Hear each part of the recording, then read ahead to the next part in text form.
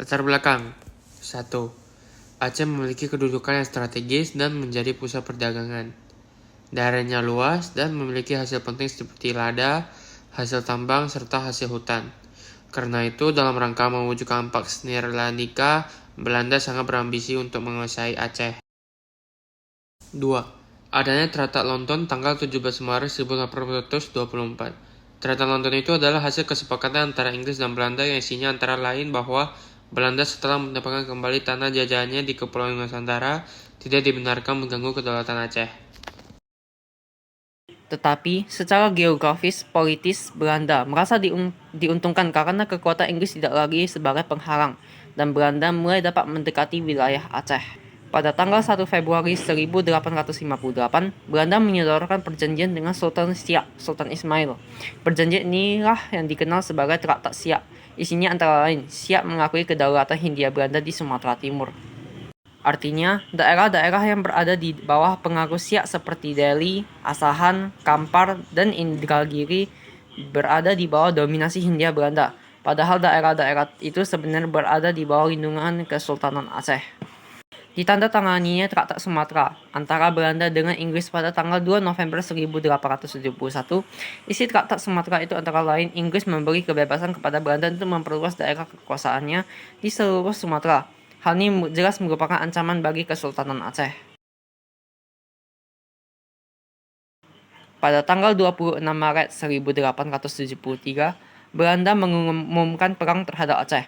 Pecahlah pertempuran antara Aceh melawan Belanda. Para pejuang Aceh di bawah pemerintahan Sultan Mahmud Syah II mengorbankan semangat jihad angkat senjata untuk melawan kezaliman Belanda. Para pemimpin perang Aceh seperti Tuanku Hasim, Panglima Polim, Tengku Cik di Tiro memproklamirkan Ikrar Perang Sabil. Perang Sabil merupakan perang kafir Belanda, perang suci untuk membela agama, perang untuk mempertahankan tanah air, perang jihad untuk melawan kezaliman di muka bumi. Tiro mengorbankan perlawanan di Sigli dan Pidi. Di Aceh bagian barat, tampil Tengku Umar beserta istrinya Cut Nyak Dien. Belanda yang mulai kewalahan mulai menerapkan strategi baru yang dikenal dengan konsentrasi sel atau sel konsentrasi. Di tengah-tengah perjuangan itu pada tahun 1891, Tengku Cik di Tiro meninggal. Perjuangannya melawan Belanda dilanjutkan oleh putranya yang bernama Tengku Maamin di Tiro. Karena tidak berhasil memadamkan perlawanan rakyat Aceh, Belanda meminta Snok Horgone agar melakukan kajian tentang seluk-beluk kehidupan dan semangat juang orang-orang Aceh. Snok Horgone yang memakai nama samaran Abdul Ghaffar mempelajari agama Islam dan adat budaya Aceh, menyimpulkan bahwa para pejuang Aceh itu sulit dikalahkan karena disemangati oleh semangat jihad dengan tali ukhuwah Islamiyahnya. Oleh karena itu, Snok Horgone mengusulkan beberapa cara untuk melawan perjuangan rakyat Aceh. 1. Perlu memecah belah persatuan dan kekuatan masyarakat Aceh.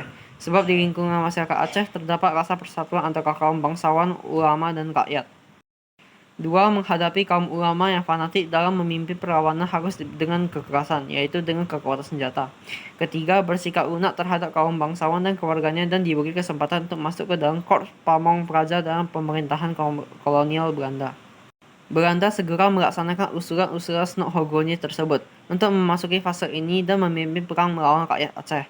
Diangkatlah gubernur militer yang baru, yakni Van Heut pada tahun 1898 sampai 1904. Pada periode tahun 1899 sampai 1909 di Aceh disebut dengan masa 10 tahun berdarah, Tien Blooded Jaren.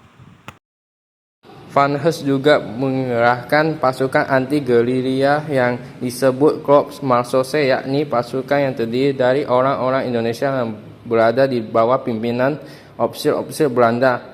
Mereka pandai berbahasa Aceh. Dengan demikian mereka dapat bergerak sebagai informan dengan kekuatan penuh dan sasaran yang tepat. Karena adanya informan-informan bayaran serangan, Belanda berhasil mencerai-beraikan para pemimpin perlawanan.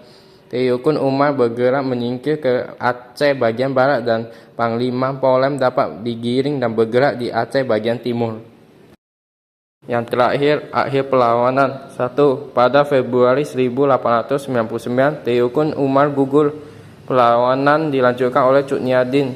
Cut Nyak Dien dengan pasukannya memasuki hutan dan mengembangkan perang gerilya.